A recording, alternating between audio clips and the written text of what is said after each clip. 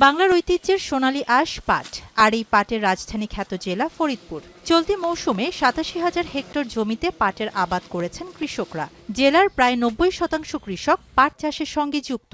অনুকূল আবহাওয়ায় এবার ক্ষেত জুড়ে ভালো ফলনের আশা দেখছেন চাষিরা। বর্তমানে পাট ক্ষেতের পরিচর্যায় ব্যস্ত সময় পার করছেন এ জেলার কৃষক। তবে মৌসুমের শুরুটা ছিল বেশ চ্যালেঞ্জের। জ্বালানি সংকট, সার ও বীজের উচ্চ মূল্যে বাড়তি খরচের চাপ পড়ে কৃষকের উপর। গত কয়েক বছর যাবৎ পাট উৎপাদন খরচ বেড়েছে, শ্রমের মূল্যও বাড়েনি প্রত্যাশা মতো। তবু ভালো ফলন, পাট পচানোর জন্য পর্যাপ্ত পানি এবং ন্যায্য বাজার মূল্যের আশায় স্বপ্ন বুনছেন ফরিদপুরের পাট চাষিরা। তাদের প্রত্যাশা সোনালী আঁশ যেন আবারও ফিরিয়ে আনে সোনালী দিনের হাসি। পাটের কোনো জৈত কিছু হয় নাই, আবাদ খুব ভালো হয়েছে। সার পাই নাই সময় মতন, তারপরে তেল পাই নাই, এখন পানি হলি পানি সংকট। তেলের দামের জন্য মনে হয় যে এই পানি টাইম দেওয়া লাগে। পানি দেওয়ার গেলে পরে বিঘা প্রতি লাগে প্রায় ২-৩ হাজার টাকা লাগে।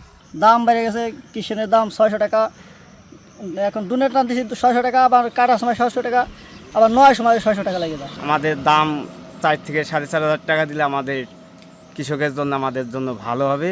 জেলার দিগন্ত জুড়ানো মাঠে এখন বাতাসে দুলছে পাট গাছ। যেদিকেই তাকানো যায় পাটের সবুজ ক্ষেত আর ক্ষেত।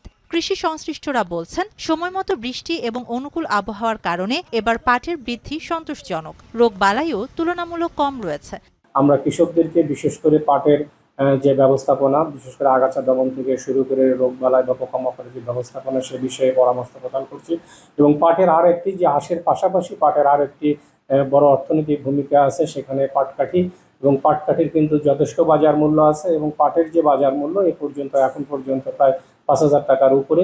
আমরা আশা করছি যে বাজার মূল্য যদি এভাবে থাকে, তাহলে এই এলাকায় যে পাটের যে স্বয়ংসম্পূর্ণতা আছে, আগামী দিনে পাট চাষ করে কৃষকেরা আরও বেশি অর্থনৈতিকভাবে লাভবান হবে। ফলনের সম্ভাবনা ভালো হলেও কৃষকদের মূল উদ্বেগ উৎপাদন খরচ ও বাজার দর। এখন শেষ পর্যন্ত পাটের দামই নির্ধারণ করবে তাদের লাভ লোকসানের হিসাব। শাহানা জাহান, এখন।